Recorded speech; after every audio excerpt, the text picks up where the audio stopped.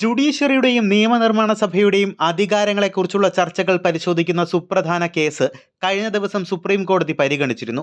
2023 മുഖ്യ തിരഞ്ഞെടുപ്പ് കമ്മീഷണറുടെയും മറ്റ് തിരഞ്ഞെടുപ്പ് ഉദ്യോഗസ്ഥരുടെയും നിയമനവുമായി ബന്ധപ്പെട്ട കേസ് സുപ്രീം കോടതിയും പാർലമെന്റും തമ്മിലുള്ള ബന്ധത്തിൽ ദൂരവ്യാപകമായ പ്രത്യാഘാതങ്ങൾ ഉണ്ടാക്കിയേക്കുമെന്നാണ് നിയമവിദഗ്ധർ ചൂണ്ടിക്കാട്ടുന്നത്.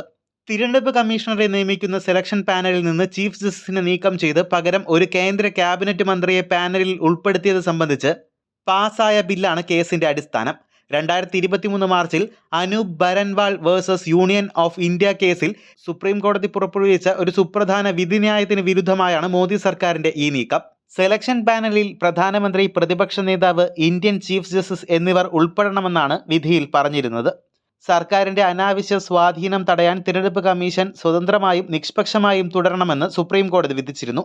ലളിതമായ ഒരു നിയമത്തിലൂടെ പാർലമെന്റിന് സുപ്രീം കോടതി വിധിയെ മറികടക്കാൻ കഴിയുമോ? സുപ്രീം കോടതി വിധികളെ മറികടക്കുന്ന നിയമങ്ങൾ പാസാക്കാൻ പാർലമെന്റിന് അധികാരമുണ്ടോ? ജുഡീഷ്യറിക്ക് അത്തരം നിയമങ്ങളെ വെല്ലുവിളിക്കാനും അതിന്റെ വ്യാഖ്യാനം അന്തിമമാണെന്ന് ഉറപ്പിക്കാനും കഴിയുമോ?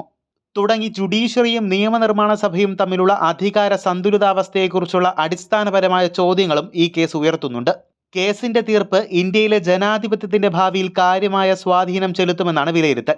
കഴിഞ്ഞ ദിവസം പാർലമെന്റിൽ പ്രസംഗിക്കവേ പ്രതിപക്ഷ നേതാവ് രാഹുൽ ഗാന്ധി കേന്ദ്ര ഗവൺമെന്റ് പാസാക്കിയ ഈ നിയമത്തെ അതിനിശിതമായി വിമർശിച്ചിരുന്നു. അതുകൊണ്ട് തന്നെ സുപ്രീം കോടതി എന്ത് തീരുമാനിക്കുന്നു എന്നുള്ളത് രാഷ്ട്രീയ നിരീക്ഷകർ ഏറെ കൗതുകത്തോടെയാണ് നോക്കിക്കാണുന്നത്.